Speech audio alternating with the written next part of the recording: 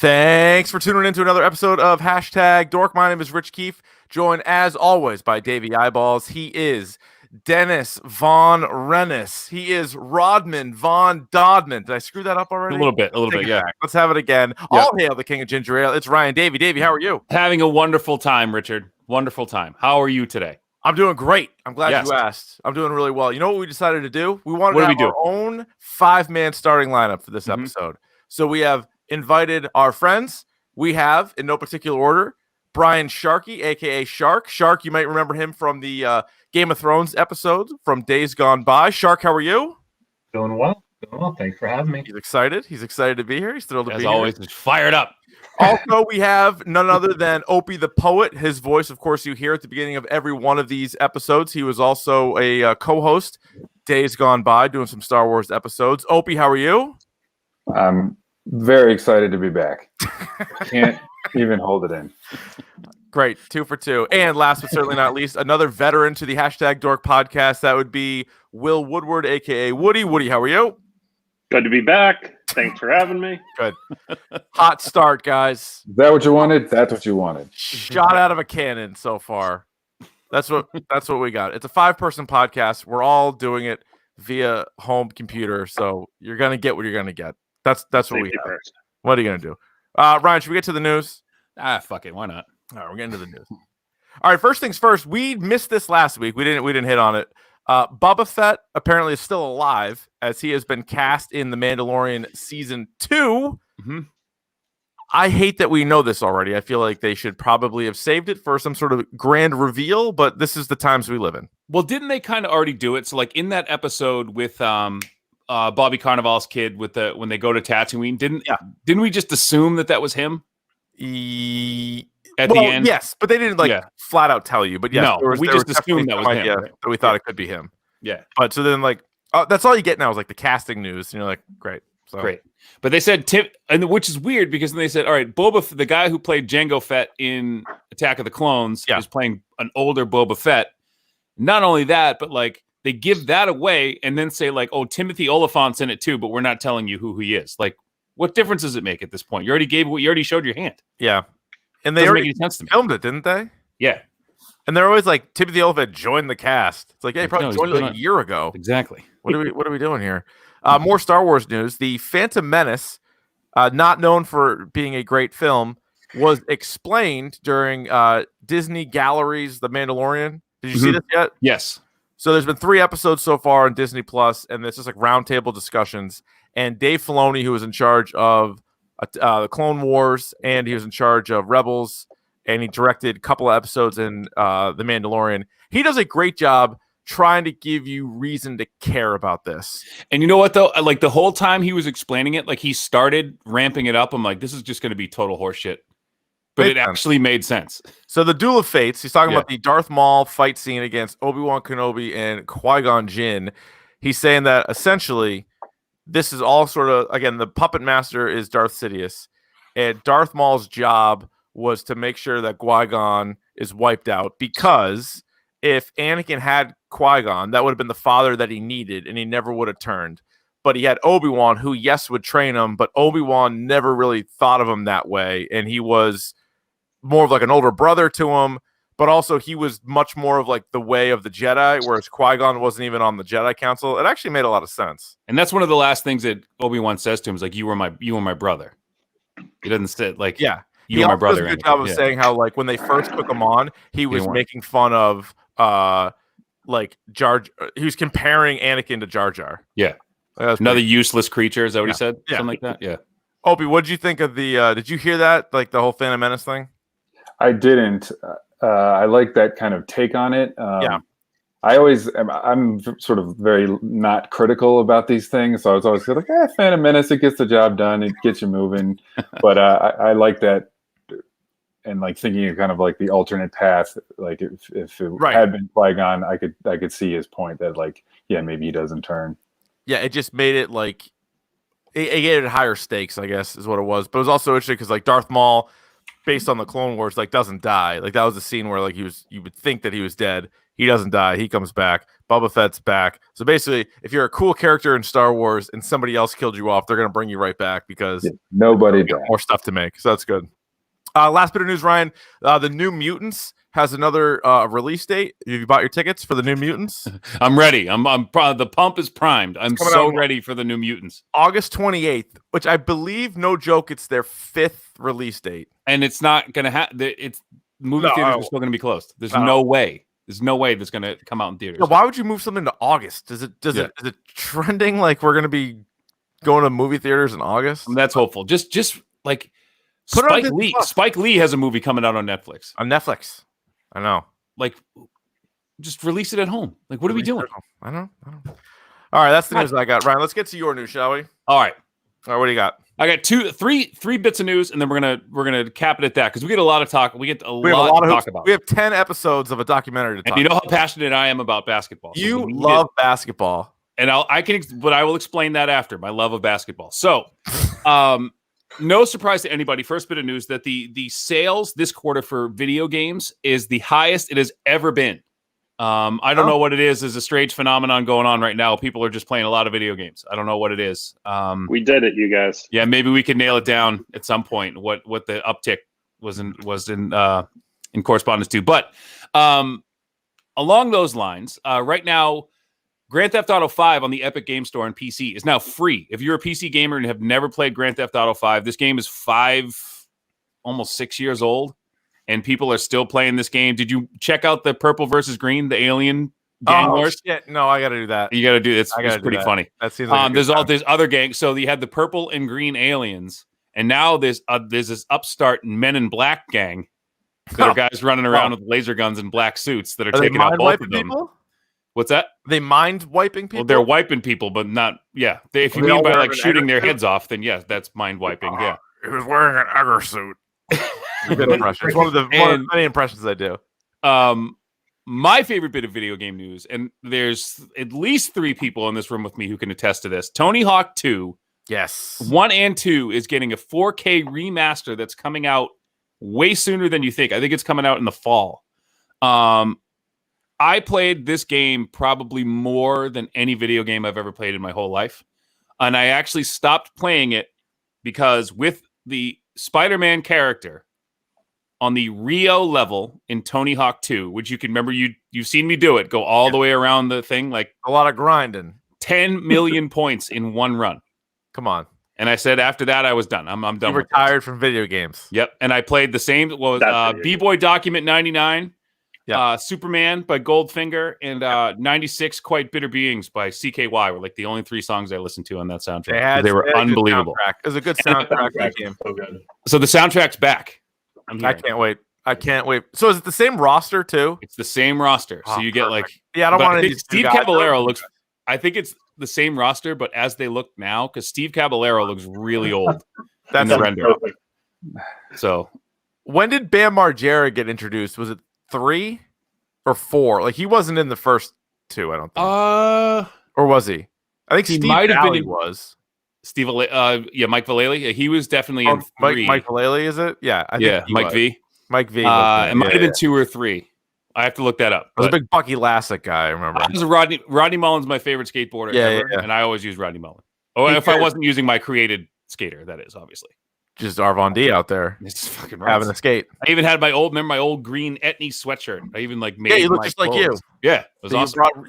Brought, big baggy cargo. That was the '90s, people. Big baggy cargo pants and like big sweatshirts. Ryan, talk about a segue. Jesus Christ! Did you say the '90s, Ryan? I did. Yeah, the '90s. The '90s. Are you ready for the topic du jour? You asking me?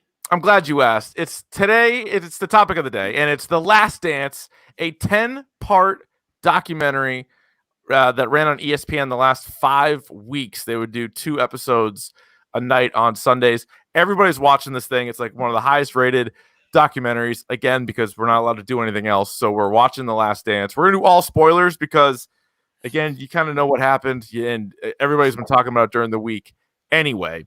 But I'll ask the panel this. Sort of how it ends made a lot of news. The 10th episode, Michael Jordan's talking about how if they came to him at the end of the 98 season, which they had dubbed the last dance the whole time anyway. They sort of in their minds that this was it for a number of reasons, which we'll get to. Jerry Krause, Jerry Reinsdorf. Jordan said, though, if they came to him and said everybody's coming back, he would have re-signed and played in 1999. Do you guys think, Shark, let's start with you. Do you think they would have won a 7th title and a 4th in a row if they brought the team back, based on what we know now? So my answer to this is yes, partially because I think it was a strike-shortened season. Right. I think if it was a full season, they would have had a harder time. So I would have said no. That's a good point. Because of the strike. 50 games, and it was the Spurs. It was Duncan's first title. Duncan and an older Robinson, and the Knicks won the Eastern Conference, and they were the 8th seed that year. No Patrick Ewing. It was Allen Houston, Latrell Sprewell, Marcus Camby, Larry Johnson. What a squad! Pacers. It was a cool squad. It was a cool. It was a cool squad. It was a cool team. Street ball classic, right there. Do you think they win? Like, Woody, do you think the Bull? I guess the biggest key would have to be, can you figure out a contract for Scottie Pippen? Because I don't think Pippen's coming back based on how they treated him. Let's say hypothetically they figure out a way to get Pippen back, because back then you could exceed the salary cap and bring him back on a big contract if the Bulls wanted to do that. But even if you bring him back, you bring back everybody. Everybody re-signs on reasonable deals under some magic. You got 2 problems. You got one, like we were talking about the competition. The Knicks were good. You had Shaq and Kobe on the Lakers. You had the Spurs. You had a bunch of other. The Jazz were still just as good after coming off 2 finals losses. You have a bunch of really good competition for them to have to go through. And then the other problem is you have Jordan is still the best player in the league, but getting worse. Pippen, as you can, like in revisionist history, we know Pippen didn't get as good. Kerr's old. That was basically Rodman's last super effective year, even with some time off. I don't know if he's any good. So the Bulls are appreciably worse. The rest of the NBA is getting better and kind of getting smaller groups of elite players together, kind of like today. But it's Jordan. So he would have found some ridiculous reason. He would have found some ridiculous reason why everybody hates the Bulls and why no one believes in them and why somebody didn't shake his hand at dinner, and they probably would have still won. That's all I needed. Opie, you think they win it? I mean, to Shark's point, I think that the 99 season was the best chance, right? Because it was a lockout and it was kind of a crapshoot anyway. Like that Knicks team, like coming from the 8th seed. Like I think, to Woody's point, I think a lot of the competition was in the West. Like the East, it was kind of wide open because the Knicks upset I think it was the 1 seed Heat actually. Like, I think but who knows? I also that all had like the best record that year because again they only played 50 games, and it was like the Pacers. Was it the Heat and like the Sixers? Maybe I forget what it was, but the Knicks like came out of that, and I don't know, like they weren't a great team. That's why I feel like the Bulls probably could have figured it out because they would have had Kukoc, who was still pretty good for a few years. Pippen definitely got worse, but it's hard to say, did Pippen get worse or did he just go play for the Rockets and Hakeem was old? You had Barkley. It was not a very good fit. I feel like someone would get hurt. Like Jordan somehow never really got hurt, but I think like that would all catch up to him in some way. Like, yeah. And that's what I was going to add to that. Like what I felt, especially in the last season, I feel in the book on the Bulls, if any team that played them tough is just beat them up. Yeah. Like, and I think that would have gone like, you just name that Knicks team. That Knicks team would have just beat the shit out of the older Bulls. Mm-hmm. And also, like Rodman, they said time and time again in this series that Rodman and a big man who was an elite defender and could rebound was the kind of key cog that they needed to make this work. And if Rodman's not as effective, how are they going to make it happen? And also, like part of it, they mentally were preparing themselves to play the whole 98 season as like, this is it. Mm-hmm. And then all of a sudden you're like, hey, let's run it back. Like there's got to be an issue. Because my other question would be, if Jordan didn't retire in 94, and I know he came back in 95, but he only played 17 regular season games and then the playoffs, which they ended up losing to Shaq and Penny. But let's say Jordan never retires. Do they win 8 in a row? Or is that just too mentally? Like I feel like he almost needed the break and the guys needed the break from him because he was like so hard on him that not just that the Rockets were a good team and like, you know, they had Hakeem Olajuwon. Talent-wise, the Bulls were probably the best for 8 straight years, but I just don't see a team in the 1990s winning 8 straight titles. No. I think it was super important for Scotty to be able to run the team on his own and see, like, get that taste and then say, do you know what? I like being number 2. This is my comfort zone. Let's go do that. Right. Because I could totally see if Michael stayed that whole time, Scotty would have really pushed his way out. Well, at least that's my guess. Yeah. Which eerily the same dynamic of this very podcast, by the way. Same thing. I'm the Jordan, Davey's the Pippen. He's a good player. He's a really good player, but I don't want to run the team. He's not going. By the way, every time Scottie Pippen talked, he was like, and then Michael came up to me and he said, man, I was like following every time Scottie Pippen talked, I was like nodding off. He was like you got a deep voice though. But it's deep, but it's also like slow. Yeah. And he's got that like what do they call it? That vocal fry?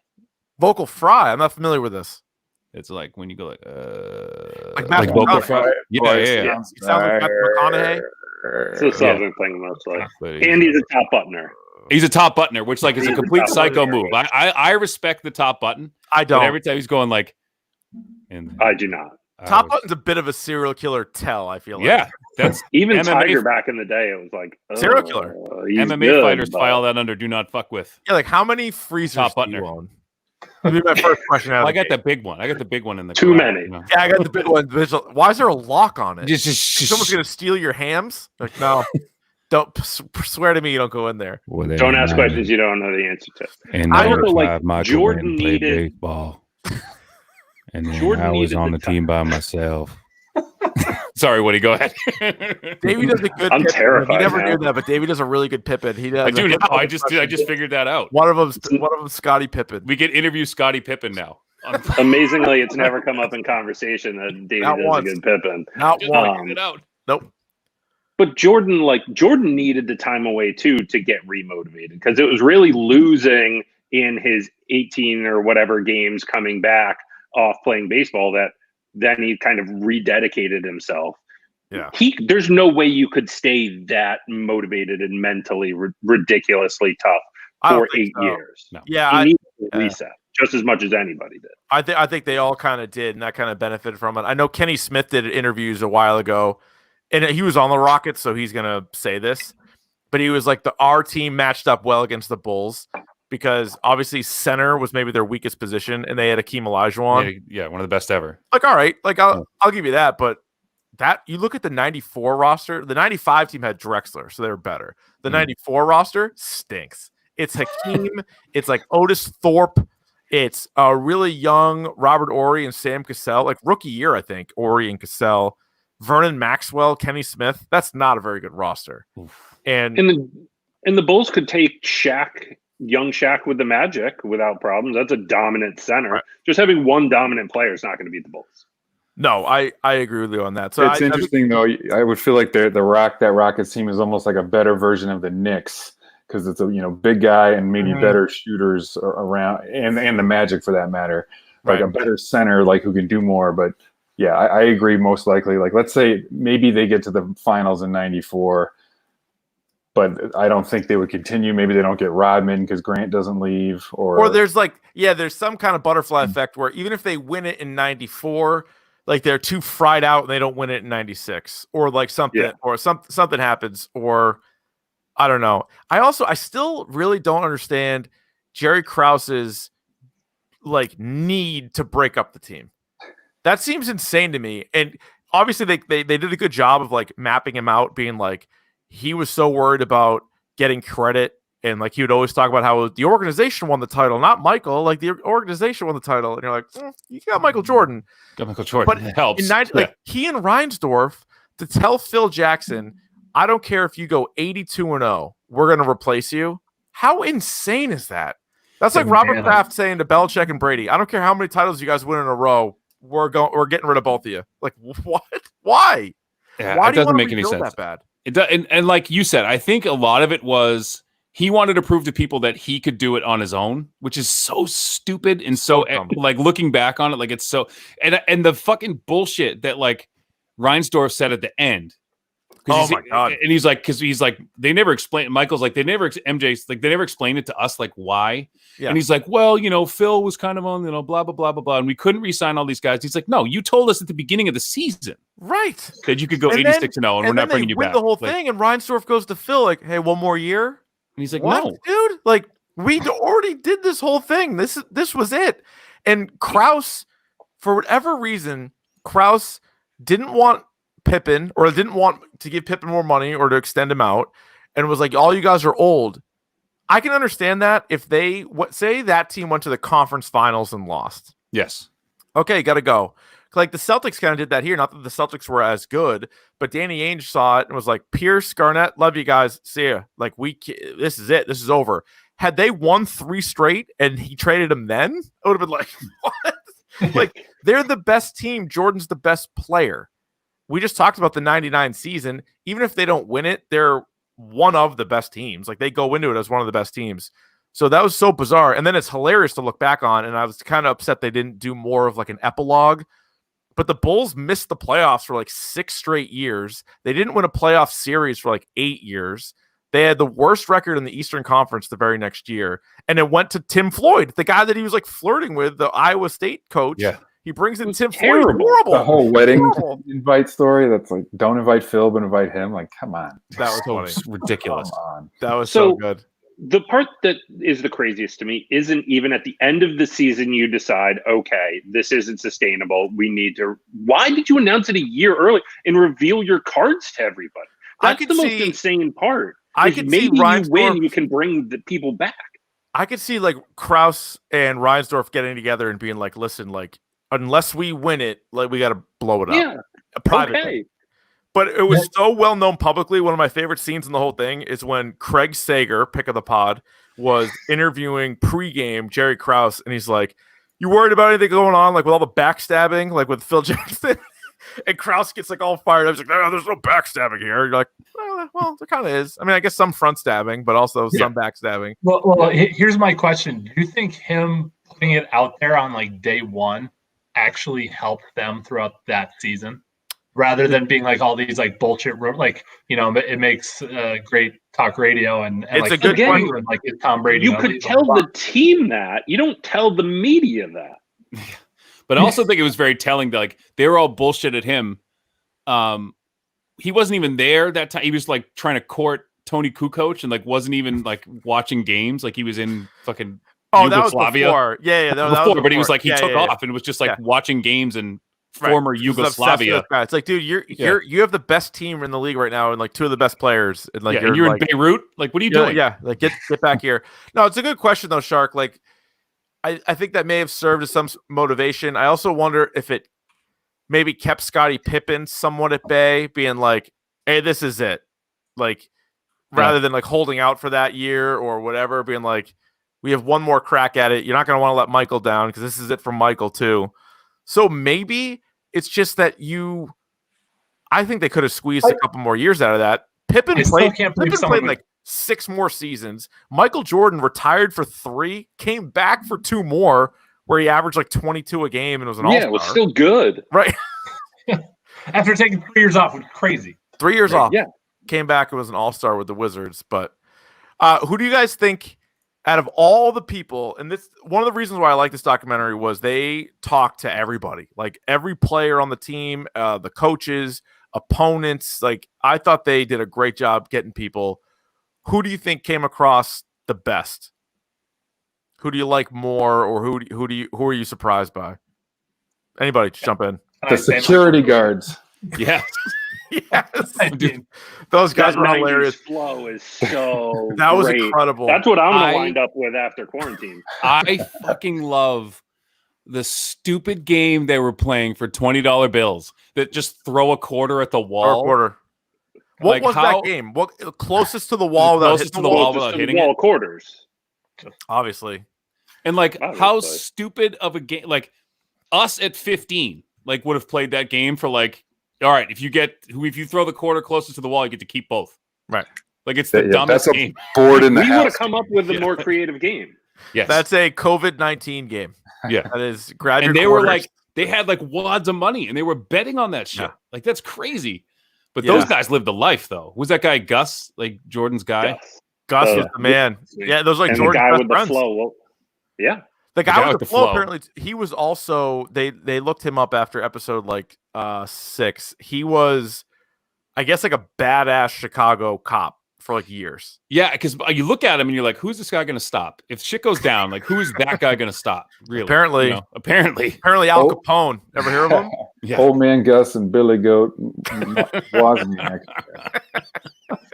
But to like for me, like coming across best, it's got to be Phil Jackson. 100%. 100%. Because I never liked Phil, and now I'm with you. But as a person who played team sports my whole life, and as a person who now coaches high school, like if you saw like that documentary, and they didn't interview Phil Jackson, but like Dennis Rodman, Michael Jordan, Scottie Pippen, like this guy managed all of those personalities. Incredible. He won, and then after that. He went to the Lakers and won what? Five more championships? Five more. Like, which is amazing. And like both are true. Because I always thought, and especially as like a Celtics fan, you're like Bulls and Lakers. Like, I hate this guy. Yeah. And you're just like, well, he had all the best players, so of course he won. But in reality, that guy, first of all, Doug Collins had a lot of talent with the Bulls. He couldn't win. I think it was it Del Harris and somebody else with the Lakers. They had Shaq and Kobe. They didn't win. Mm-hmm. And so Phil got there. And the way he dealt with Dennis Rodman, genius. Like genius. Letting him take a vacation. Yeah. Mid-season needs a vacation. They let him go. And I think like that's... The guy goes to Monday Nitro during the NBA Finals. He's like, no, we're still going to play him. And he's just like, Dennis is Dennis. Like, that's what he's going to do. And that's what, like, what I took away from that is like just it's one thing to know like the X's and O's, but be able to manage those types of personalities for as long as you did and to have the respect of the whole room. And I thought one of the coolest stories, and this is me being sappy, but like the whole thing at the end when they wrote letters and like burned them in I thought that was like the coolest thing. Yeah. That they're just like, we're done with it, you know? Because he's also like isn't he like Zen. A Buddhist or he's very like Zen. He's a Zen master. Yeah. He like meditates and he's one of those guys. Yeah, he does all that stuff, but like it worked, and like with all those guys and the relationship that he had, and I didn't really know growing up like just how toxic it was with him and the GM, which is weird because the GM promoted him. Like Krause had Phil Jackson as his assistant and was like, "Hey, Doug Collins, you got to go." He went with Phil, but then like Phil was getting too much credit or something, and Jerry was like, "Now he's got to go." You're like, dude, you found him. Like you got him. They had all that stuff where he's like coaching. Was it in Puerto Rico or whatever? They had like that footage of Phil in Puerto Rico. I read somewhere that Krause was pissed that Phil Jackson wouldn't stop Jordan and Pippen from picking on him. Maybe. Oh, why would that? Pippen and Jordan give him shit the entire time. Really did. And then also Phil Jackson said recently in interviews after this that he tried to make amends with Jerry Krause, and Jerry Krause said, "Nah, fuck you. I'm not doing it." I don't get like, how Jerry are Krause, you man. that thin-skinned? Jerry Krause, I don't get him. Was a scout for the White Sox. Tells Jerry Reinsdorf, "Hey, I want to be the GM of the Bulls," and he's like, "Yeah, all right." What? Huh? And then a bunch of people told him not to hire him. Right. Let me ask this question to the group. At your most competitive, right? You're at like your peak testosterone levels. So and I already know the answer to this because I've seen all of you, except for Opie. Except for Opie, I haven't seen, but I've seen the three of you do this. If someone you didn't like, you were making fun of someone you didn't like, and they let you know that they didn't like it, what would you do? Rich Keefe? I might have. Rich Keefe, what would you do? A younger version of me may have made it worse. You would have just kept going. Like, just kept going. Like, all right. Now I know what you don't like, so now I know how to get under your skin. You would have thrown snowballs through his open window. I can't stop. I can't. He had an open window in the middle of the winter. What do you want me to do with that? That's a little inside, but.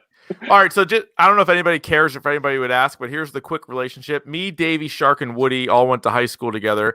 Me and Shark have known each other our whole lives, and Shark and Opie are from the same town, and me, Opie, and Shark played basketball together. Yes. That's the relationship. So Boom, I know there was a small child in our dormitory who would wear a New York Jets jacket, even though he was from Vermont, and he would wear a New York Jets jacket around the dorm. And Richard started calling this poor young man. No, fuck it. I don't feel bad. No, he was a prick, dude. He's a real prick. You know he was. And Rich, because of the show The Wonder Years, started calling this young man Winnie Cooper. And ask him if he got the jacket from Ken. I said it to you privately, and then you said it to him. Like, oh, would he steal that jacket from Kevin Arnold? And then you started calling him Winnie Cooper, and he hated it. He didn't like it for some reason.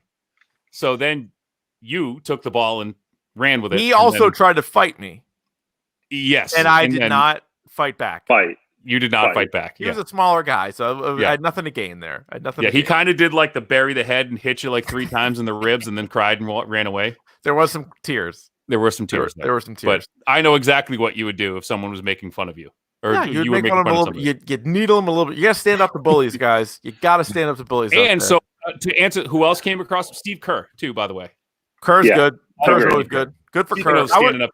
I would 100%, and this is not just me saying it, because I would have lost said fight, but I would have done the exact same thing. I swear to God, I would have done the exact same thing Kerr did. Yep. Yeah, you gotta fight back, or you gotta show that you're in, right? Like, have to. Yeah. Especially on the court. On the court, they're not gonna let you get your fucking ass handed to you, right? Jordan might get a couple of punches in, but somebody's going to step in. So you got to at very least stick up for yourself. So good for Kerr. Like I'm with you on that one.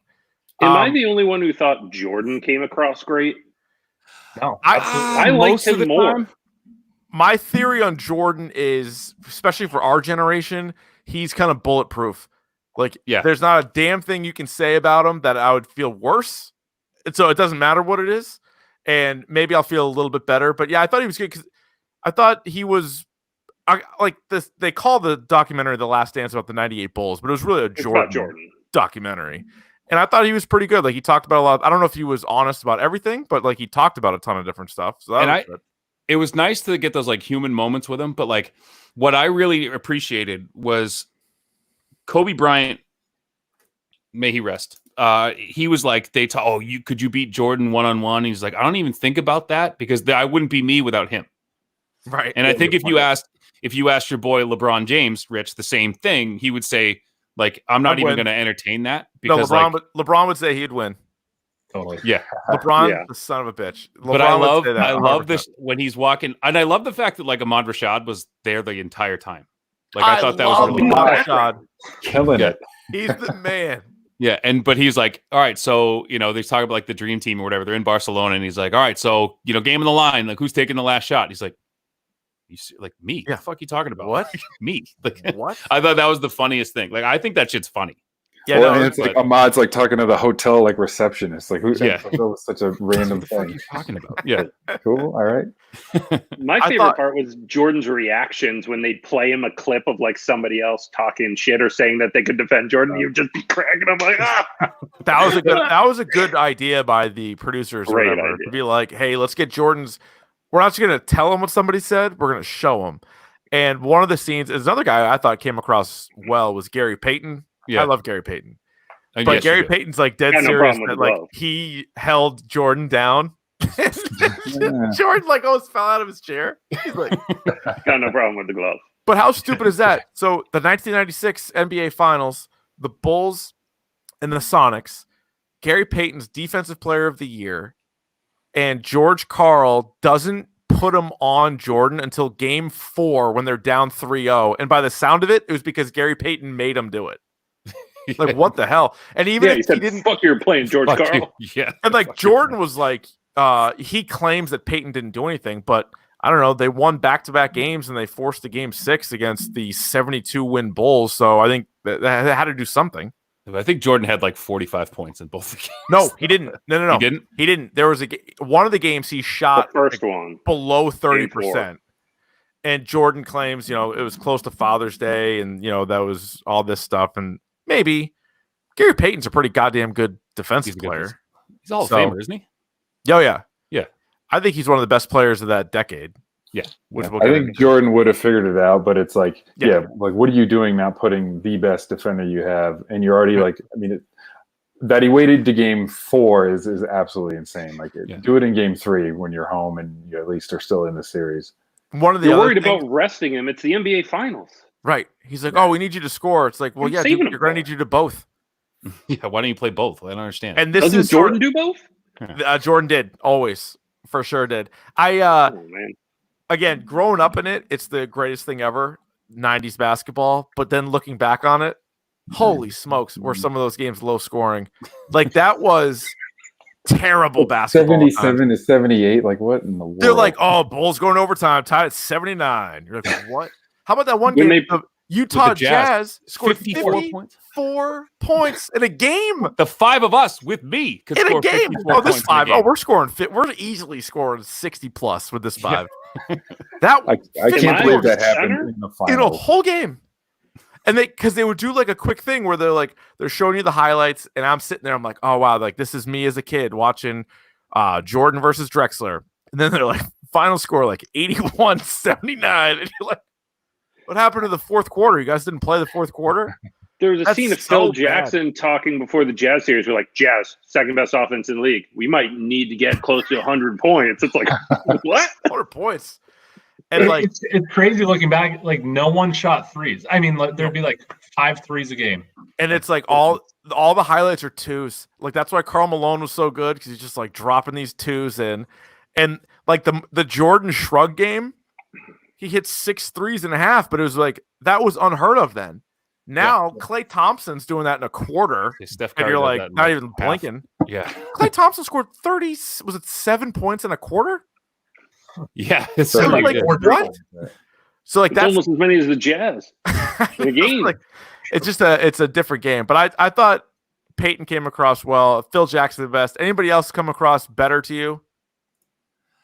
Not that he came, because he had that thing with Pippen where they were like, I always liked Scottie Pippen as like the number 2 guy, but like that whole thing with him pulling himself out of the game, that was bullshit. So that was kind of bad. So guys who came across bad, I don't know if he came across. And of course, bad Rodman looks like a fucking lunatic. Well, Rodman's just not. Yeah, Rodman's like another category altogether. But like, 'cause some of these stories, and it's funny the way we even talked about it in like sports radio is like this was like a new event because there's nothing on right now. Going on? Yeah, so we're talking about the documentary like it's new.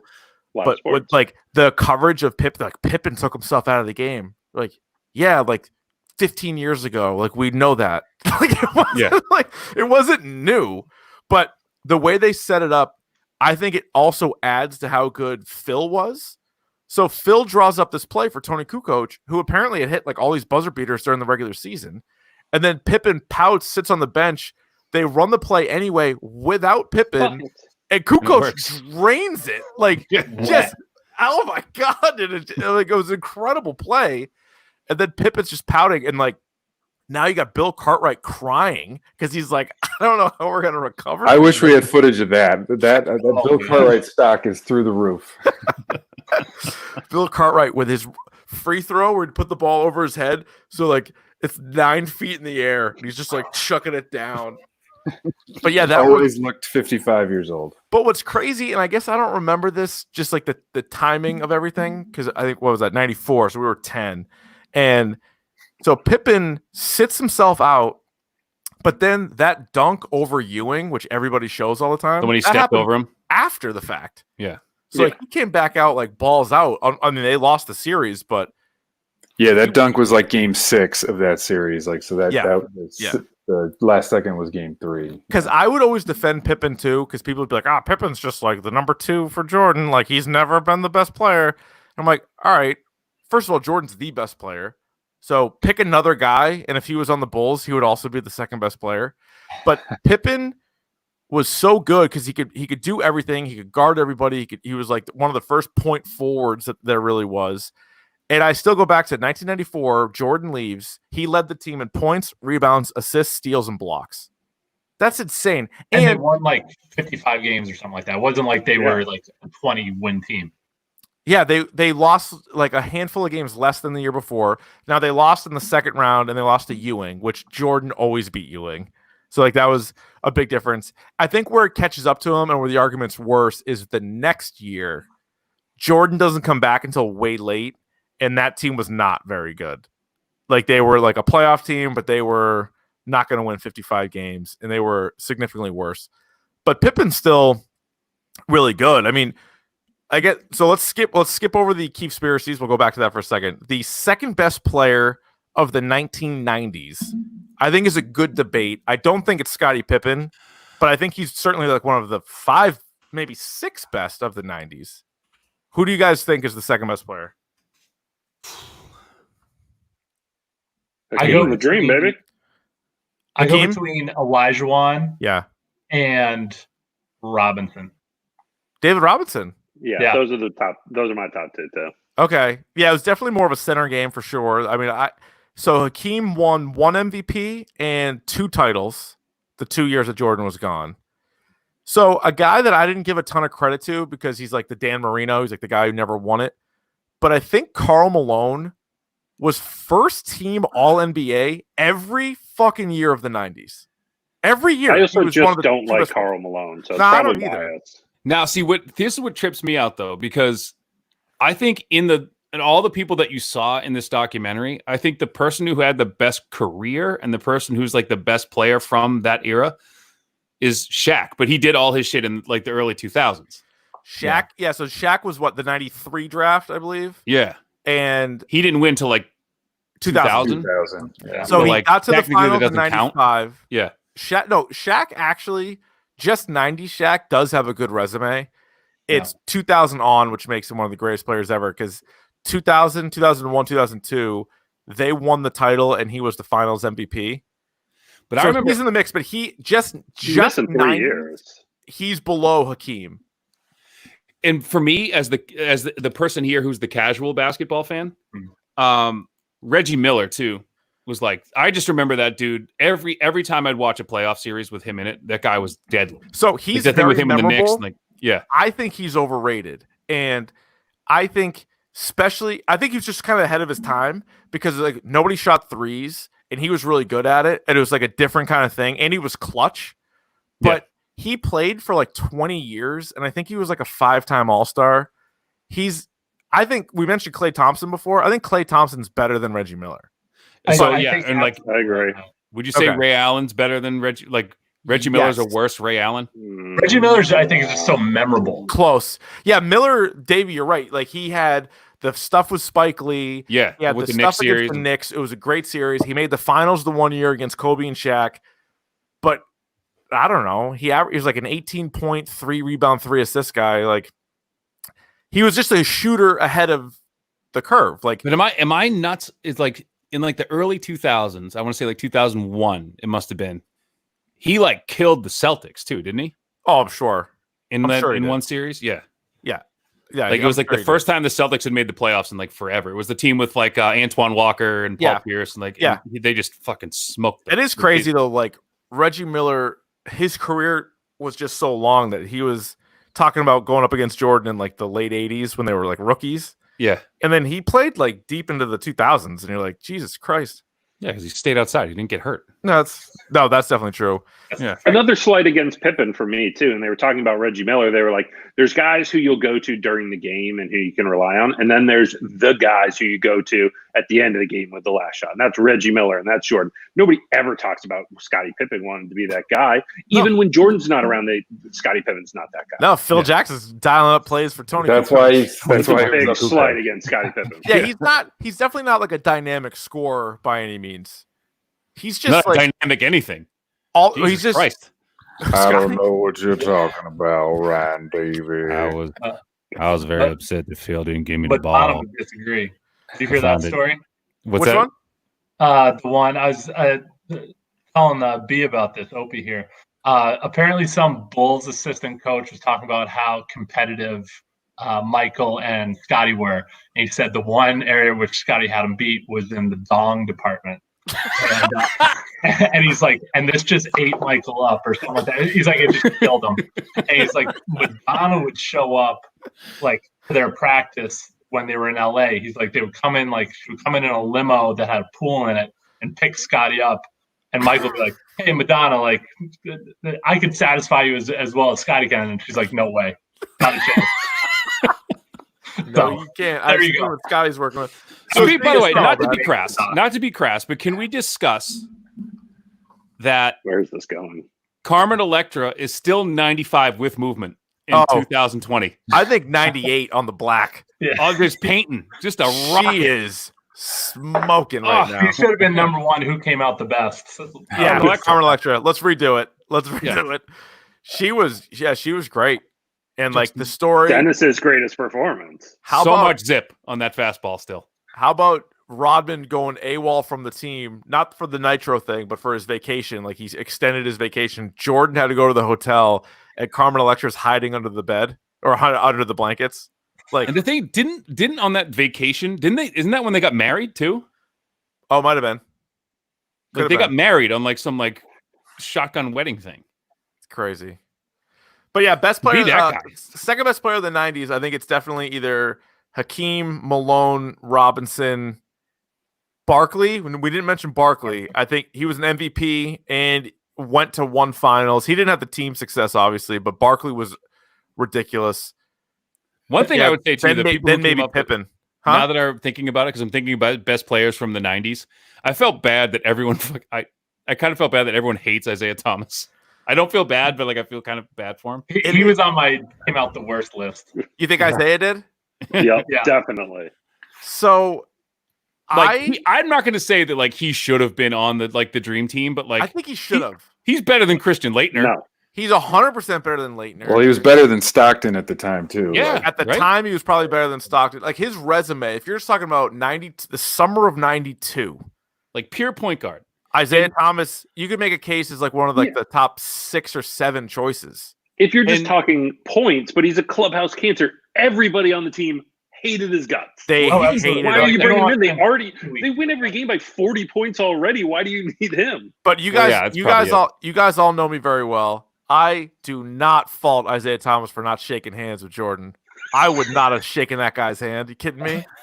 I would have spit on him on my way out. But I love that is so true. You would not have. I did like that Jordan say, like he did say, like the 2 best point guards I've ever played against, Magic Johnson, and close second is Isaiah Thomas.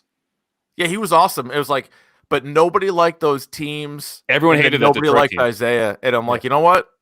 Good. Like the basketball, like now every team loves it. They all love each other. They're all best buds, and it was so much better than when there was real hatred there. Yeah. So I think Isaiah should have been on the dream team. His excuse for not shaking hands was bullshit too. Nobody ever did that. Yeah, that was and he was wrong too, because we found out the real story about the Celtics. They didn't just walk off. It was like where the locker rooms were or whatever, and like McHale actually did stop and talk to Isaiah, and so he was wrong about that. But I don't know. Those were teams that just nobody outside of Detroit would like, but they were good. You got to give Isaiah a little bit of credit, because I remember like he was actually a really good broadcaster. Like he was painting these like poetic things of describing what Michael and the Bulls were doing, and if you thinking about how much they hated him and how much he knew that, like I wouldn't be able to sit there and be like, look at this guy, right? Great guy. No, I would not. Awesome. But I think Jordan definitely kept him off the dream team. Don't you think? 100%. Because like he said, I don't think it was just him. Yeah, you're right. No, you're right. I don't think he's the only one. Yeah, the whole team probably didn't like him, but Jordan's the only guy that could be like, "Hey, either I'm going or he's going," and they're like, "Jesus Christ, we got to have you go."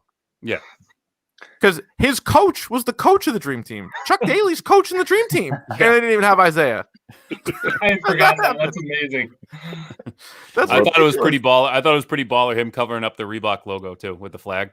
Smart, dude. The guy's an absolute, like, even before he was a brand, like he was a brand. But the other thing too is like, who's going to yell at him? Oh, I was wearing the American flag. You have a problem? Yeah. With that? Sorry, you don't like America? Like, I'm sorry. Hey, easy, Mike. Yeah. Hey, same team, Mike. Sorry about that. All right, some of the conspiracies, aside from did Jordan keep Isaiah off the dream team, do any of you guys think that David Stern secretly suspended Jordan after the 93 season for gambling issues? No, but I'm going to tell people till the day I die that that's what happened. I don't believe it, but that's the story I'm going to tell. Oh, by the way, it's always going to be like, oh, Michael Jordan played baseball. Like, oh, do you know he actually really got suspended from the NBA? Like, I'm going to tell people that.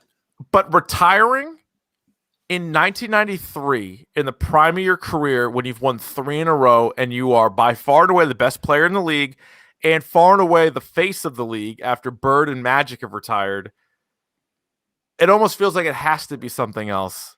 And but I want to believe this, but I don't know if it's true, because I don't think it makes sense for David Stern to really do that.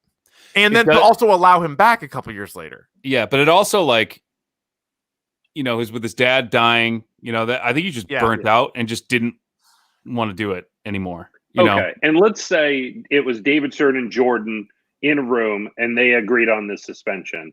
The suspension was because what? Jordan was gambling on basketball? On the Bulls, yeah. On the Bulls. So how is there not a bookie somewhere or a lackey or a witness who saw him do it, or some, like, even if you have a small group of people who figure out the suspension, there's going to be somebody over the years, some bookie guy who gets arrested who talks about Jordan betting on the Bulls. You've never heard any of that. Mm-hmm. Right. He just loves to gamble, but in weird other ways. I don't know if he meant it like this way, but when he was talking about playing blackjack, and there was that great story about how he's playing high-stakes poker with Ron Harper at one end of the plane, and then he goes up and he's playing dollar blackjack with Bill Wennington, John Paxson, just so he can take their money too. He said something. He's like, I only bet on myself, which I was like, I think Pete Rose said that same line. Pete Rose said the same thing. You know what I mean? Yeah. And like, so that's still betting on the game, but no, it's a great theory, but I ultimately don't think Stern did that. I also think he would have tried to keep him to play as much as possible. Like, if you looked at the landscape of the 94 NBA, like you needed Jordan. You wanted Jordan. That doesn't make sense. And if you were really getting rid of him, why would you let him back in 95? And why would he have taken so long to retire to start the suspension? Right. Yeah. Just get it out of the way and do it. Yeah. And Jordan, like, what they were saying was, like, as I guess they're selling in the documentary that he's getting tired at the end of the 93 season, but I feel like they referenced that he literally told somebody, like, I'm basically going to retire. Like, I'm going to shock their thing. Yeah, like 92, he was like talking about it. Yeah. I'm like, what? It seems odd still. Which is it's like, just to say, like, zooming out, like, I can't believe that happened. Like, the best player in the world just left, went and played another sport, and then just came back and won again. It's like LeBron retiring like 10 years ago. Like, what? So one thing I thought they did a good job of was showing, like, all the fanfare about him. Like, he was, like, trapped, like, in hotel rooms, basically. Yeah. And also, if you think about, like, with no social media, like, what the F, you, like, literally can't communicate with anyone. It's like, all right, you hang around with your security guards and you play golf. That's, like, the only reprieve you get from. Well, we got into an argument on the radio with Wiggy, because Wiggy was saying, like, Jordan now wouldn't have been able to handle all the social media and everything else. But I'm like, he was such a big deal even still, like, then. It's the same. I don't know how much. I understand it's different, but you also got to remember, like, in the 90s, when there weren't as many options of things to watch, like the NBA, like the viewership for, like, the NBA finals was insane. Like, way more people watched. Therefore, to me, that means more people are interested in, say, Michael Jordan than they are even today in the current athlete. But even though you can follow their tweets and you can see, like, what they ate for breakfast, but, like, as far as actually caring about it, and, like, because we brought it up because of the Jordan Atlantic City thing when he was in New York. And so, yeah, there wasn't somebody on their phone taking a picture and tweeting him out at Atlantic City, but at the same time, the news got out, and the next day, every reporter was talking to him about it, and it was the biggest deal in sports. So, like, I don't know, you're still dealing with it, whether it was 20 years ago or today. But you talk about, like, a brand. I mean, the thing, even with the social media, well, like I would have said to Wiggy's, like, he had 4 guys around him. Just, you hire a guy to do your social media. Like, he wouldn't be on Twitter. You would just have someone tweet for him. He wouldn't be on Instagram. You would have someone do it for him. We had a caller bring up a good point too. Is like, the athletes now that are, like, on social media, they also grew up with it, so they kind of get it. Like, they know how to handle it, how to use it for their benefit. how to make sure it doesn't hurt him, stuff like that. Jordan, they said. Go ahead, Woody. They kept saying Jordan, like, it was so crazy he couldn't leave his hotel room. So when he'd be on the road, he'd sit in his hotel room and smoke cigars, laying on the couch. And eat shitty pizza. Account would be terrible. It would just be shots of his flat screen TV smoking 5 cigars and somehow being an elite athlete. So speaking of the shitty pizza, Ryan, is it the flu, food poisoning, or hungover drunk? It's not drunk. I don't think it's drunk. I think it would be food poisoning, but I don't think the 4 or 5 guys who delivered the pizza poisoned it. I think you're in the middle of fucking, where was he? Indiana? Utah. This was the finals. It makes no sense to me though. So 5 guys show up with a pizza. They know it's for Jordan. Did Jordan call and say, "Hey, it's me, Michael Jordan. Send this pizza to Michael Jordan, please"? No, but they were probably like, it's one of those things like, they knew what hotel they were staying at. Yeah. Right. It's like what happened with the team, the Patriots, someone pulled the fire alarm. Right. Like it's shit like that. No, like, you know where what they're it is. Staying. But a pizza's going there, so you're just gonna poison any pizza that goes there. And then, oh, by the way, 5 guys show up. They give it to his trainer and his friend, and who they have the audacity 22 years later to say, "Oh, I got a bad feeling about this pizza, Mike." And then they watch him eat the whole fucking. And then they watch him eat the whole thing. Like if you're his trainer, you're his friend. Be like, "Don't eat that." I'm like, dude, it's not worth it. That pizza, something's up with the pizza. Instead, he's like, I knew it. I fucking had it all along. It's like, but it could have been. I mean, it's just I mean, I've eaten stuff that's fucked with my stomach, and no one poisoned me. It happens. I don't think. First of all, remember, you're in Salt Lake City. I don't think you can get alcohol past 8 o'clock in Salt Lake City. Yeah, that's probably true. That's probably true. It's definitely not hungover. You can get an IV and be fine the next day. And like, you think really Jordan's going to drink to the point where he's incapacitated with all these people around him? Like Rodman would, but not Jordan. If it's Rodman, of course, but probably that makes no sense at all. Yeah, and that's another one. Why, I if you're the trainer, you letting him eat a whole pizza anyway? You're what if it was an inside job by the trainer? Oh, you think the trainer did it, Shark? I mean, shit, baby. Let's really Keefe Spears see this up.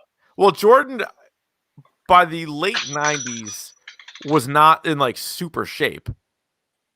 I mean, he played a lot of minutes, but he was always gassed, and he's like smoking cigars all the time. He's drinking beers in like the trainer's room. Like, it's not like athletes today.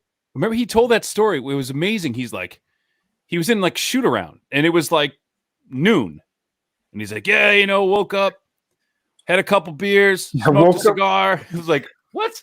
Like, it's noon. I don't think he's joking. No, I don't either. Yeah, and he could do it. Yeah, and they were drinking Miller Lights. The Chicago Bulls clinched the playoff or whatever they clinched. They were just hiding in the locker room drinking Miller Lights, just on the training table. They're just like us, living the dream. These guys are out there living the dream. 4 beers then. That or Bud Light, and that was it. That's all you had to choose from. Miller, Curls. All right, this is another one of the Keefe Spears questions. Is Space Jam in a shared universe with Who Framed Roger Rabbit? God, I hope so. Why not? It 100% is, because this is the same universe. Who Framed Roger Rabbit, which took place like in like the 40s. They introduced the idea that the Looney Tunes and other cartoon characters are actors. So like if you're watching a Looney Tunes adventure, that's Bugs Bunny acting. And that's the same thing that you have in Space Jam. But they're also, the point is that in Who Framed Roger Rabbit, the Toons and the humans live together, like kind of seamlessly, but then shit kind of went south. And the Toontown, and we should probably separate a little bit. So by the time Space Jam happens, that's why they're in different places, yet they do know each other. And they also say the only movie ever where Disney characters and Looney Tune characters are together is Who Framed Roger Rabbit. But in Space Jam, Bugs Bunny refers to something as a Mickey Mouse operation. So there is also that connection as well. So I'm going to say, and they both have the Toons getting a human to save the day. Correct. I mean, I was on the fence, but after hearing that, that's pretty cool. Pretty funny. I don't think. It checks out. It clearly does. Yeah, it clearly checks out. Do you guys have any unanswered questions from the series? Not unanswered questions, but I think one of the things that's just a goddamn shame is that Jerry Krause wasn't around to speak for himself. You know what I mean? Like I would have loved. Yeah. He passed, I think, 2017. I think he died, but like, was it? Yeah, but like, I would have liked to have heard his side more. You're right, 17, because they had him in old footage. It's so easy to paint him as a prick without letting him stand up for himself. You know, he did make some amazing moves, like traded up for Pippen, pushed out Doug Collins for Phil Jackson, got Rodman. You know, drafted Horace Grant, got Steve Kerr, drafted Tony Kukoc. Yeah, good point. Like he also knew baller move. He also knew to, even though Jordan was friends with him, he traded Charles Oakley to the Knicks for Bill Cartwright, which on the surface isn't like this monster move, but Cartwright was the starting center on those early title teams and was it was a big deal. So no, he was good. It was just he inherited Jordan. And I think that might have been one of the reasons why he was always just like chasing more credit. You know? Yeah, because like the best player in the world wasn't on his watch. He didn't pick him. He didn't pick him. Yeah, and but everything else, that whole other team. You know, he would have picked, who was that fucking dum-dum who they took number 2? Sam Bowie. Sam Bowie, yeah. It definitely, for me, gives off a bit of a Belichick vibe of like, can I be the smartest person like in the room in the world? It's 100% Belichick where, and maybe we'll see it this year for good or bad, like it's not like, the players are good and you can have some really good players, but it's more the organization, it's more the coaching, it's more our system. I'm like, all right, we'll see. We'll see. We will. Let's hope. See, but hopefully the Patriots is better than the Bulls, because the Bulls were atrocious. And really, they've not been good since. They had the one really good year when Derrick Rose was the MVP, and then he got hurt and was just never the same. They had some good playoff series with the Celtics with like Ben Gordon and Kirk Heinrich and those guys. But like those assholes, the Bulls just they have not been great. Besides, or anything else you guys want to hit on from the anything at all that we missed? More Carmen Electra next time. Yeah, I was surprised they didn't interview Jordan's first wife. I would have been interested to hear, like, was Jordan just like never around because he was just so consumed by basketball, or just even like a couple clips from her? But maybe Jordan didn't want her in it. Maybe she didn't want to be in it. I think Jordan had final say. Yeah, a lot of this I'm stuff. sure he had final cut. This is a Jordan. It's weird. Like he has because he has a ex-wife and a current wife. Neither were in it, and then he has like his kids who like popped up. Kids were in a little quickly bit. At the end. Shit! You know who I wish they interviewed? That fucking lady from Salt Lake City who was going, it was Indianapolis, who was going bananas behind the bench. God damn you! No, there's no way lady. With that high stress level that she's still with us. No chance. There's no chance. Well, she's on the internet. They're calling her Indianapolis Karen. Karen, yeah. Wow. No shit. Yeah. How did they not interview Karl Malone? Yeah, good one. He probably didn't want to do it. I bet he's a prick. Yeah, seems like a weird dude. They had so if you look at the teams that they played, they had Magic and they played the 91 Lakers. 92, they had nobody from the Blazers. They didn't have Drexler. 93, they had Barkley and Danny Ainge from the Suns. 96, they had Peyton from the Sonics. And then for 97 and 98, they only had John Stockton. And they had Ewing, but they only had Stock. And then I was trying to think of like who else. They had Ewing, they had Isaiah. They had Larry Bird. Reggie Miller. Do you guys remember Karl Malone talks about himself in the third person? Yeah, it would have been the best interview. Karl Malone, Michael Jordan. Karl Malone's probably tired of talking about Michael Jordan. He's good at crank anchors. Was that Jimmy Kimmel did Karl Malone? Yeah. Hey, Karl Malone. That's like all he ever said. Hey, it's me, Karl Malone. Who eventually wrestled Dennis Rodman in WCW. All comes full circle. Perfect. I did think the other players talking about Jordan with some of the best stuff in the whole thing. Like Reggie Miller being like, that's Black Jesus. So good. Jesus. That was a good story. I thought it was My great favorite- too. Like BJ Armstrong and Horace Grant were the two guys that had the perspective of playing with him and then playing against him in the playoffs, and that was really good. Also, Jordan clearly held a grudge against Horace Grant and thinks that Grant's the one that fed Sam Smith all the stuff. Oh, yeah, we didn't bring that up. Like, it wasn't me. And he's like, But still, yeah, there was a thing. He was like, I think he said like, it wasn't just me. I think it was part Horace Grant. Yeah. I think so. But that was like the long list of stuff that pissed off Jordan was amazing. There was he made shit up.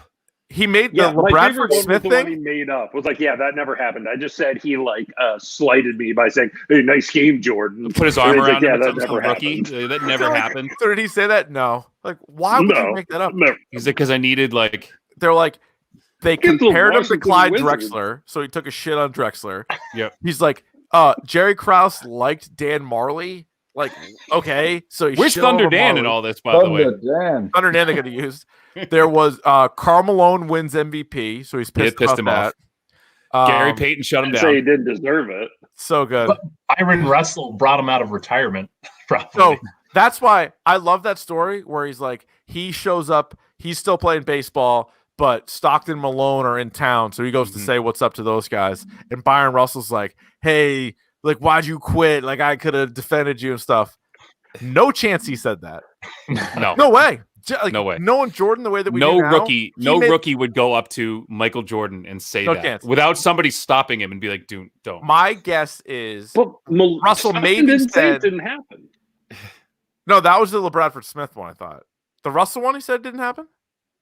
I think yeah, Stockton I thought it was like, Bradford Smith like put his arm around him. No, that was that one. I thought my guess is the Russell. I bet Russell was just like, "Hey guys, like," or like, "Hey Mike, like I would have loved to have had a chance to play against you." Like something super innocent. He's like, "What? What the fuck now you're on say? my list." Yeah. Like, Jesus. Takes Christ. out a little notebook. He's like, "Fuck you." Yeah. Oh my god. No, it's lipstick on the wall like in Edison. Byron. Glad I called that guy. I thought. I'm trying to think. I thought Reinsdorf came across poorly too.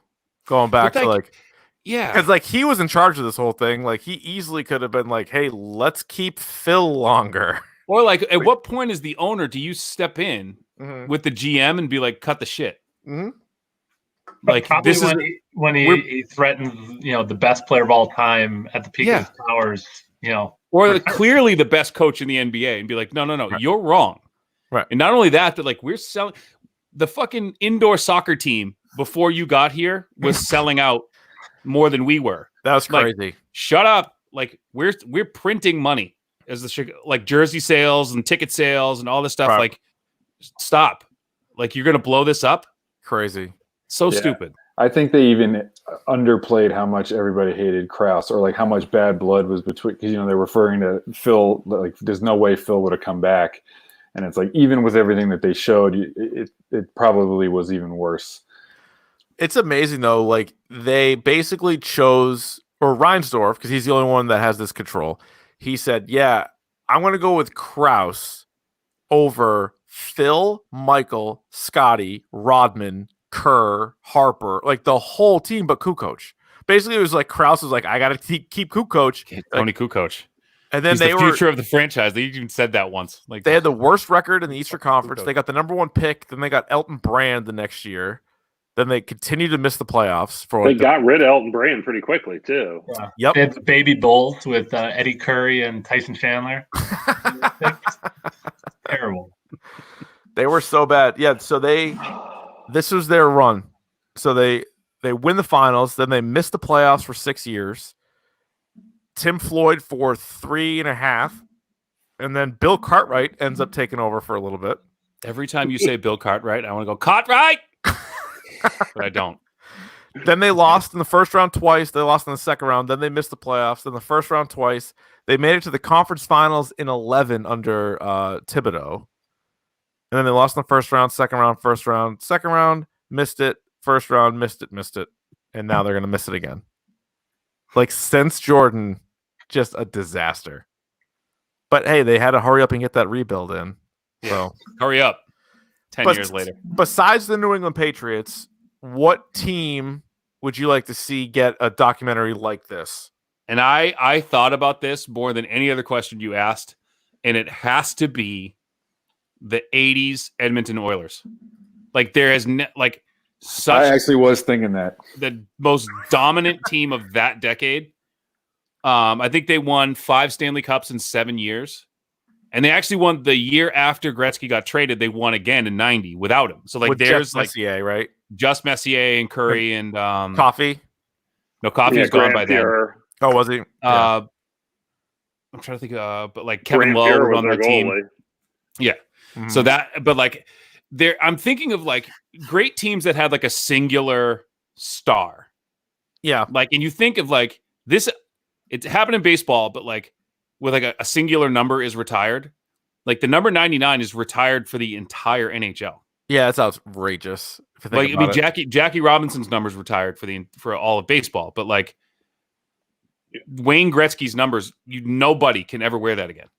He's that's unquestionably the greatest hockey player ever. Nobody argues that. Until recently, nobody argued that about Jordan. Did you see they did the Wide World of Sports, and it was a race between Bjorn Borg, Pele, Wayne Gretzky, and somebody else. And he fucking smoked everybody. Gretzky did, yeah. By 10 yards. Yeah, it was crazy. On regular shoes? Yeah. And they were all wearing golf shirts, polo shirts. It was crazy. I'm trying to think of who it was. Well, and the Oilers, didn't they have to overcome like the Bulls and the Pistons? They had to overcome the Islanders, right? They had right before them. Yeah, because the Islanders had won. They won 4 in a row. Yeah, yeah, in the early '80s. Yeah, that's definitely the right answer. But they also beat the Gretzky of the best Bruins teams too. They beat those were good. And Bork and all. They beat them in 2 Stanley Cup Finals. That Gretzky 30 for 30, I think it was the first ever 30 for 30. When he got traded. Yeah, traded to the Kings was awesome. So it was Wayne Gretzky, Pele, Bjorn Borg, and Sugar Ray Leonard. And he beat everyone by light years. Watch it. They used to do so much silly shit back in the day with hey, let's take all these great athletes and have them thumb wrestle each other. Yeah, it was a Wide World of Who Sports. Can juggle the longest. Yeah. Why are we watching this? Because it's on TV, Rich. Yeah, I'd watch it. So Who can throw quarters closest to the wall? I would watch that right now. I would have watched that, Jordan. I would have watched for hours. My answer for the team that desperately needs the 30 for 30 is I guess it's the 2008 Florida Gators football team. Oh, is it with Tebow and Hernandez? I don't need more murderers. This is not just Tebow and Hernandez. So Tim Tebow, maybe the greatest person of all time. This was also the roster that they had. So they had Cam Newton was on the team. Oh shit, that's right. He hadn't left yet. They had Chris Rainey, who was a running back. He proved to be a bad guy later on. That's going to be a theme here. Percy Harvin, Riley Cooper, Aaron Hernandez, the Pouncey twins, Brandon Spikes, Joe Hayden, Janoris Jenkins, who got kicked out of Florida, Jermaine Cunningham, Carlos Dunlap. They also had Jeff Demps, who was an Olympic sprinter, who I absolutely loved. Not a bad guy, but happened to be on this team. They had a couple other little dudes too, but insane. And then Urban Meyer, who is the biggest scumbag of them all, was the head coach. So I want to know about that. None of those people will agree to be interviewed. True. True. Tebow might. Tebow loves the camera. It's just Tebow. A lot of good guys on that team. Let me tell you about all these friends. But that's what's crazy to me is all those guys on that team looked up to and respected Tebow. They played their asses off for him. Insane. You would think they would hate him. That's 2 years though. Christian, the most dangerous guy in that group. Tell you what. I tell you what, I don't want. I don't want a Patriots one. No. I had 2 that I thought of. I said late 90s, early 2000s Lakers, the Kobe Shaq thing. Yes. Them hating each other could be great. And then more Phil. You'd have more Phil on that. Yeah. More Phil. And he's great in these interviews. And you also have to think about big personalities, not just superstar athletes, but people who are really good and willing to be interviewed and will be crazy and say crazy things. The 90s Cowboys with Michael Irvin. and Aikman could be a good one too. Yeah, I said the same thing, Wood, and similar reasons. I also said the Trailblazers. Basically anything with Kevin Garnett. I want Kevin Garnett. The Jailblazers would be good, and they actually Pippen sort of joined them for a little bit, right when they had like Rasheed Wallace. You would know what was that story with who was the guy on the Cowboys that would just like crack stick like during like team meetings, like they'd be like Charles Haley. Charles Haley would just like whip it out just like mid meeting. Correct. Like the dong themed dork.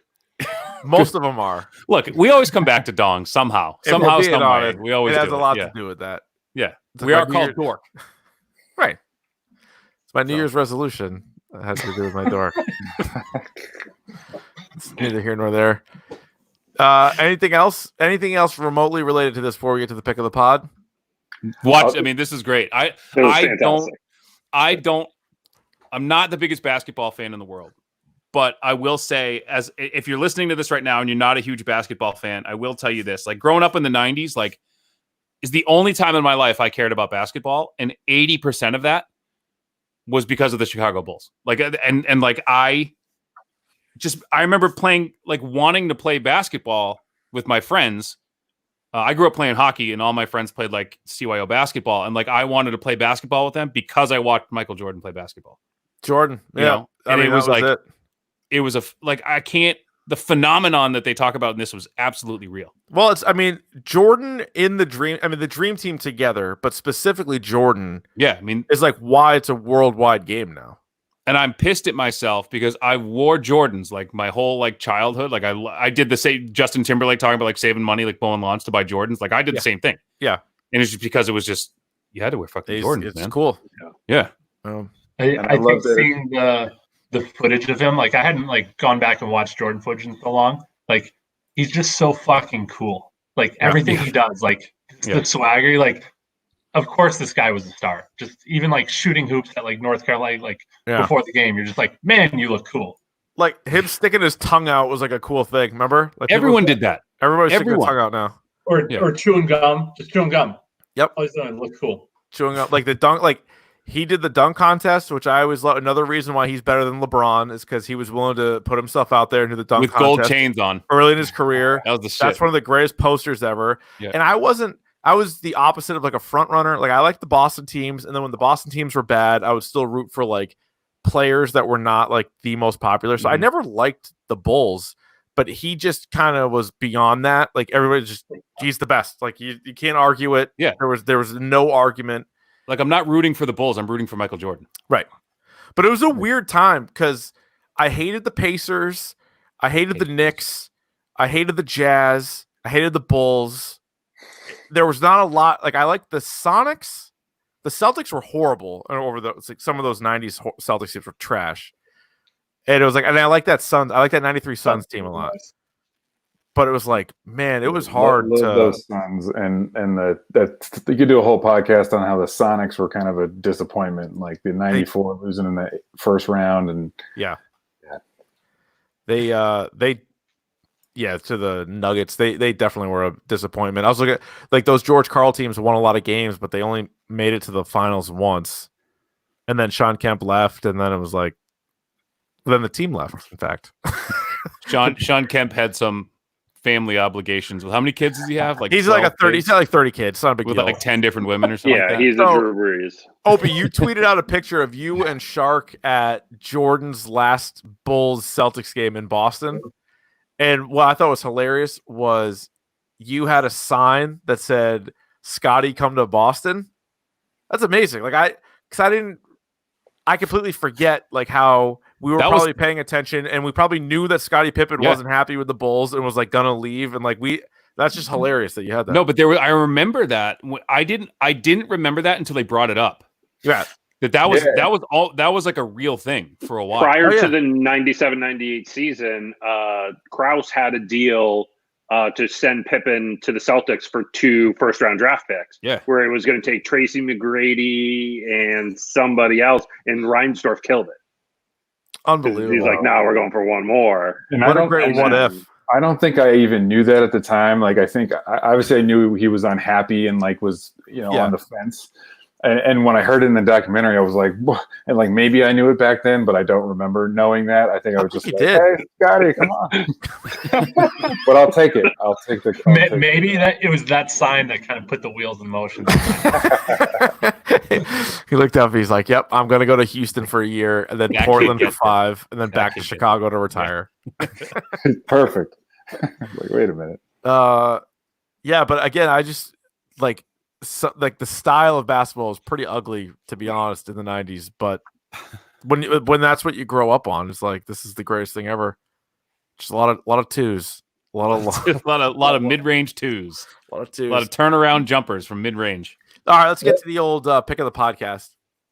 Davey, would you like to kick, receive, defer, or defend a goal? I'll do our guests have a pick of the? 100%. Of course they do. Of course. Yeah. All right, we'll go last and second to last. So let's go first to our man Woody. What do you got? There's tons of stuff. I don't know when I'll be back on next. So tons of good stuff. TV Billions, Yellowstone, Drive to Survive has gotten me into Formula One because I'm so desperate for sports. Wow. Air fryers for cooking children's food and wings for adults. Yeah. But my pick of the pod, since we're in basketball, goes back to our high school days, and I want to give a shout out to Coach Green, who our high school basketball coach was such a character that he would play hearts with the kids in the dorms at night, and he shot the moon and did the worm and broke his fucking arm. And shout out to Coach Green. You'll never hear this, but the guy was such a fucking character. Wait, he used to drive pod, facing the other way. He's not picking the pot. He's alive. Okay. He's alive. You don't have any info on it. So the other great Coach Green story was, I think it was sophomore year. So I was already on the team for a year, and we were doing tryouts. And was this you, Shark? Was it freshman year? No, it wasn't for you. It was somebody else. Do you remember the story? Oh, I know what you're gonna say. No, it's just like tryouts, and like tryouts is like such a range of skill level, and like some kid like missed a layup or something, and like probably it wasn't me. No, like a kid missed. No, it wasn't. It wasn't me. Never. I think it was. So a kid missed a layup and like probably fell down or something. And coach said, like, he's in the middle of practice. There's like people running up and down the court, and I'm running right by him. And he goes, "They cut themselves, Richie. They cut themselves." I remember the kid missed the layup and just left. He just left tryouts. I remember that.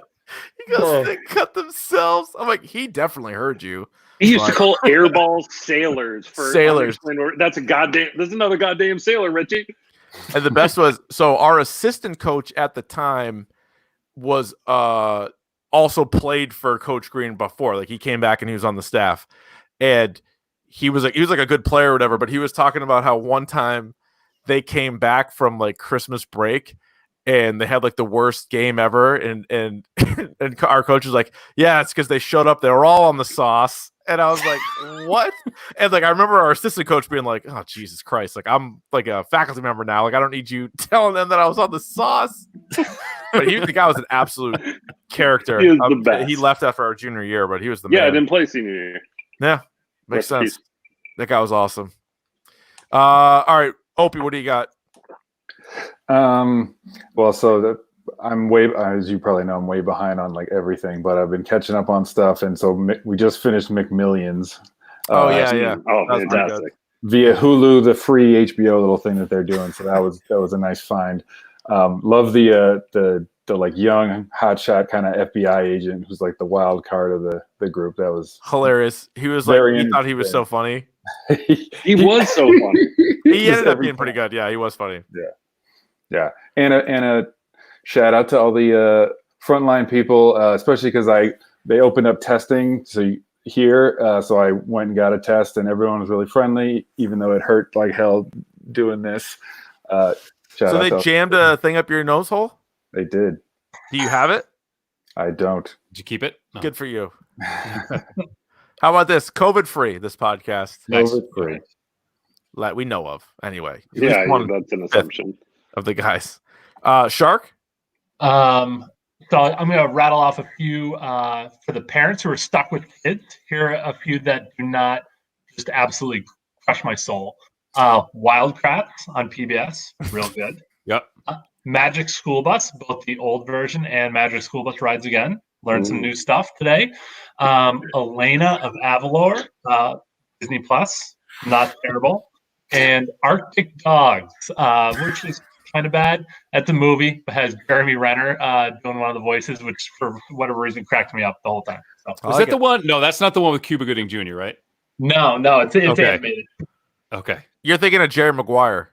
No, I'm not. He was in was it Snow Dogs or something like that? Snow Dogs. I think that's been talked about as one of the worst movies of all time. You're thinking of Snowpiercer with Chris that Evans. movie's fucking badass. Yeah, that movie's. You ask if that's a Willy Wonka universe? Yeah, that was on Dale and Keefe. We're doing our movie club, and so that there is an unbelievable. There's a guy who does a YouTube video. It's like 18 minutes long, and it is so convincing that Snowpiercer is a sequel to Willy Wonka and the Chocolate Factory. Well, it would be the sequel to Great Glass Elevator, right? Yeah, I guess. Is that the second one? Yeah. But or you could just take it right from there and like connect your own dots. But it is so spot on. I got to watch that video because I heard about it. I heard you talking about it, but I haven't seen the video. The Ed Harris character from Snowpiercer is Charlie. It's fucked. Watch the video. It's so I will. I'll watch that video. Okay. Am I up? Yeah, what do you got? All right. So first of all, big shout out to Wood. By the way, pro fucking tip with the air fryer. We have an air fryer. I can make everything. I can make grilled cheese sandwiches, chicken nuggets, French fries, anything. Just throw them in the air fryer. Reheating your pizza is so much better now. It's so much better. Can you make fish nuggets? You can. No, you cannot. That's not a thing. Fish sticks? Fish sticks is the thing. Fish sticks? Anyway. Popcorn chicken? I forgot to mention this in the video game minute because we were I get to see you right there. The pioneer.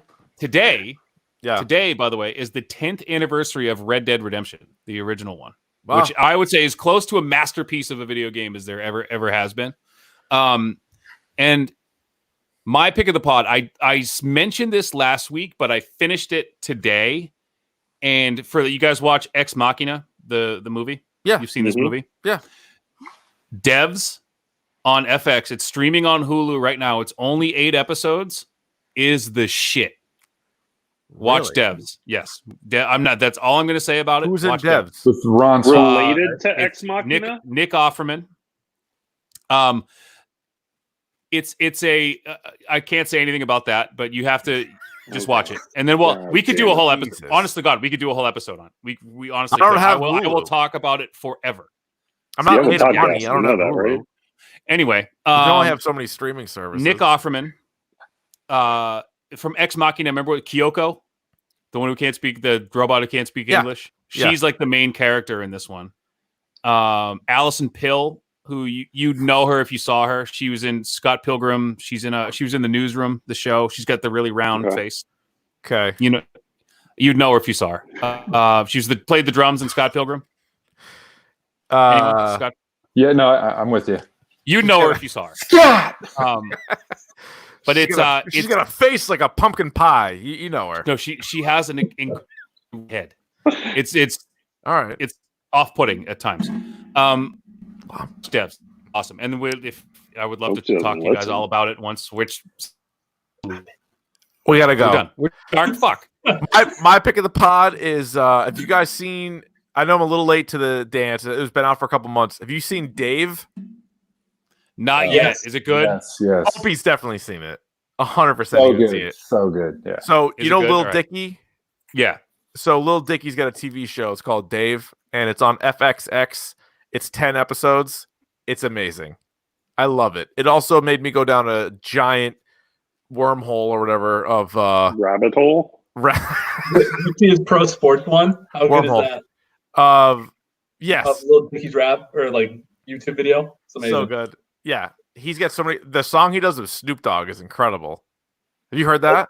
Yeah, I just downloaded the whole album. That's my favorite one on the album. The Professional Rapper. So good. Holy, I gotta get on this. All right. This guy, dude, Davey, it's so good. It's one of these things that I know I'm going to overhype, but Dave is awesome. It's hilarious.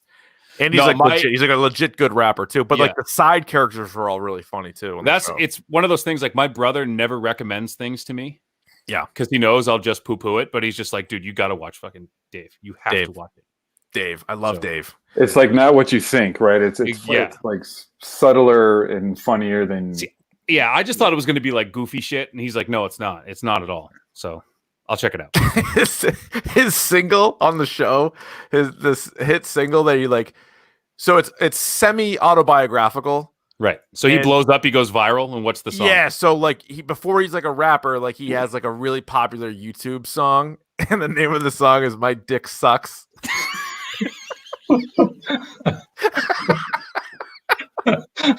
It's so good.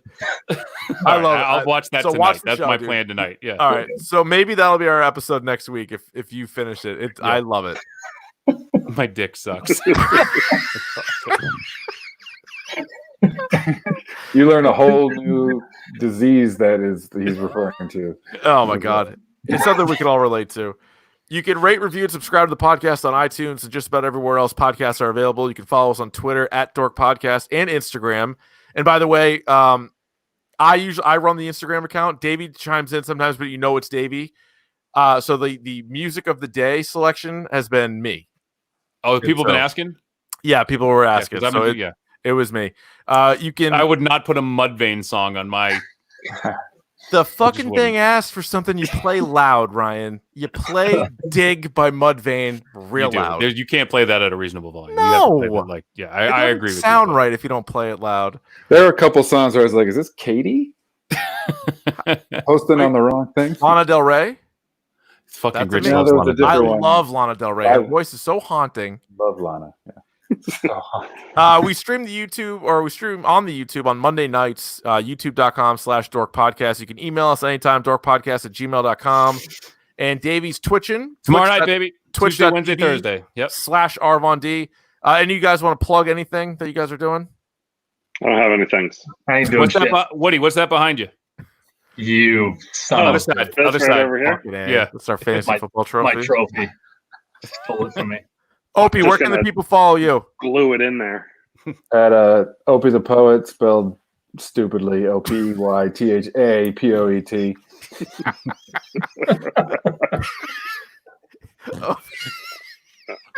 What's an Opey Tha?